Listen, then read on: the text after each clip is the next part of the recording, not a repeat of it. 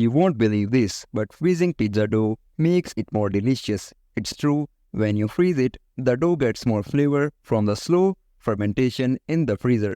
This is John from Bloggin Good Food, so come with me as I show you how to freeze pizza dough. I will show you two awesome methods, each with its own perks. Method 1, great for fast 1% pizzas or saving some for later. It's like having dough balls that are just the right size. Step 1. First, cut your dough into small balls that are the same size. Think tennis ball size for small pizzas, grapefruit for bigger ones. Remember, same size means same freezing and same baking later. Step 2. Put a little olive oil on each ball, like cream for doughy skin. This stops sticking and freezer burn, keeping your dough good and healthy. Step 3. Now take some plastic wrap and wrap each ball, making sure it's tight. Step 4. For more safety, put each wrapped ball in a ziplock freezer bag. Push out any extra air. We want a sealed dough pack. Step 5. Write the date on the bags and put them in the freezer. Boom! Ready pizza dough for up to 3 months.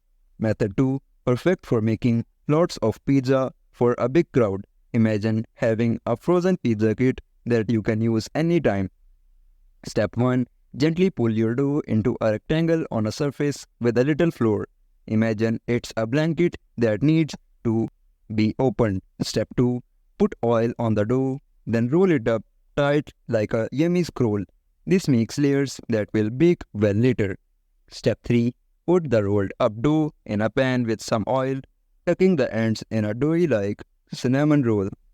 Cover it with plastic wrap and put it in the fridge overnight. This cold time makes more flavor. Step 4. The next day, take off the plastic wrap and put the whole pan in the freezer. Write the date and bam, you have got a big pizza making kit ready for action.